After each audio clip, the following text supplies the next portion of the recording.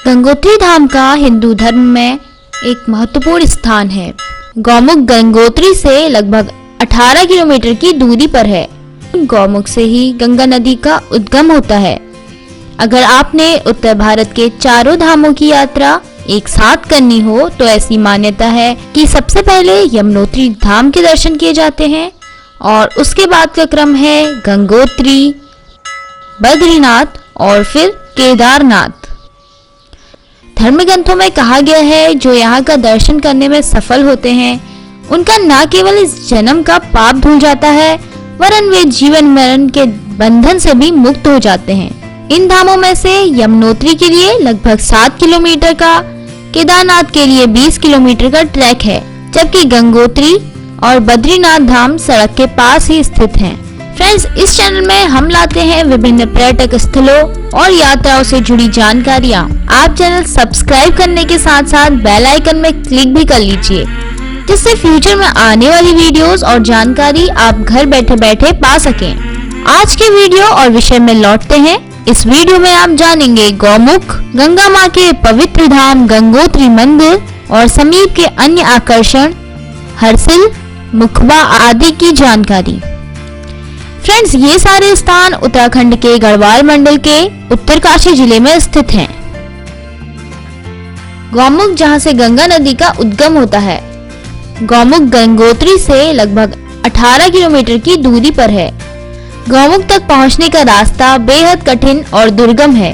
गंगोत्री एक ग्लेशियर है और गौमुख इसी का एक हिस्सा, जहां से बर्फ पिघलकर गंगा बनने के लिए आगे बढ़ती है।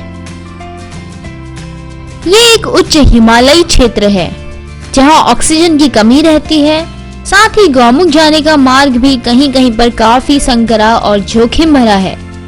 एक तरफ पत्थर और मलबे के पहाड़ और दूसरी ओर नदी। इस तरह के ट्रैक करने से पहले आपको अपने शरीर को इसके लिए अनुकूल करना होता है। ट्रैकिंग में जाने के लिए कुछ जरूरी सामान और तैयारियों आदि का जानकारी देता हुआ वीडियो हम पहले बना चुके हैं। स्क्रीन के ऊपरी हिस्से में और नीचे डिस्क्रिप्शन बॉक्स में आपको वीडियो का लिंक मिल जाएगा।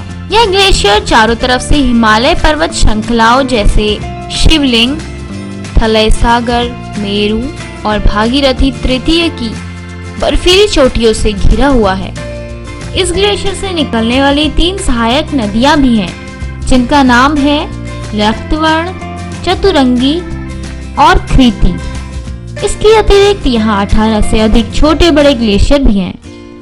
गाय के मुंह के आकार सा दिखने की वजह से इस जगह को गौमुख कहते हैं।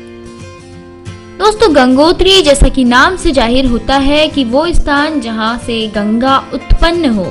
गंगोत्री गंगा नदी का उद्गम स्थान है।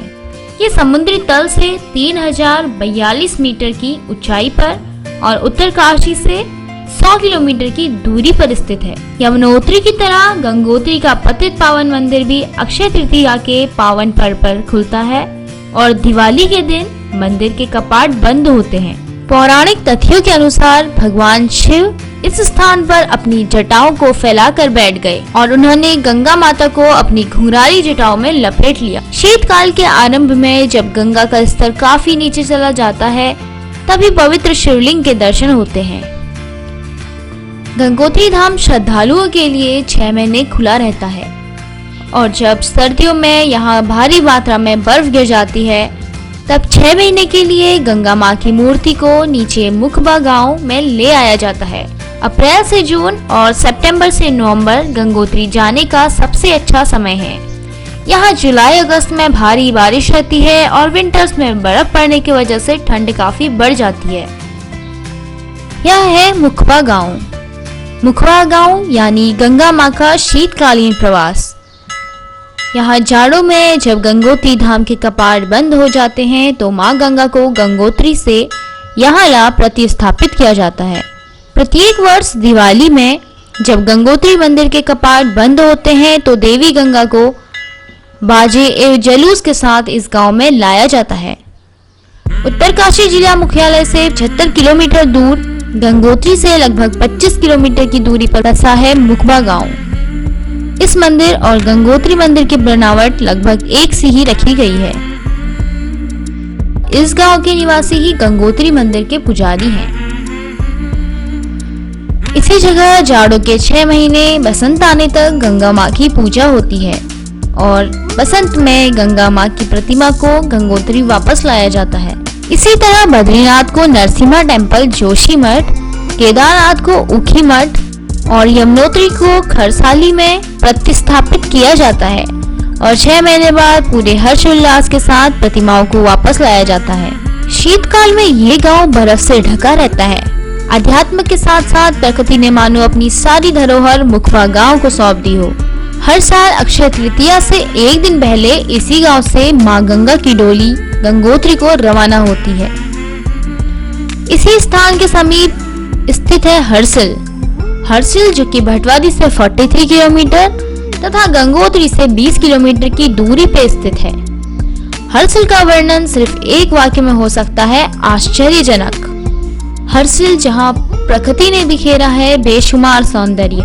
हर्सिल में आपको चारों ओर दिखेंगे फूल, देवदार के घने जंगल, बर्फ से ढकी चोटियां, सेबों के बागान, झरने और इन सब के साथ शांत होकर बहती गंगा भागीरथी आपको अलग ही एहसास कराएगी। हर्सिल घूमने का उचित समय है मार्च से अक्टूबर तक।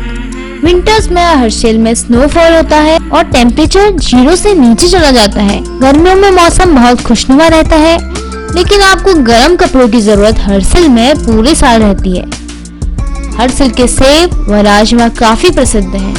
गंगोत्री जाने वाले अधिकतर तीर्थयात्री हर्सिल की इस सुंदरता का आनंद लेने के लिए यहाँ रुकते हैं।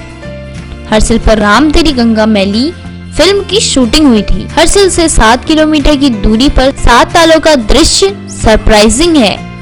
नवंबर दिसंबर के महीने में जब यहाँ बर्फ की चादर जमी होती है तो यहाँ का सौंदर्य और भी खिल उठता है। बर्फबारी के शौकीन इन दिनों में यहाँ पहुँच सकते हैं।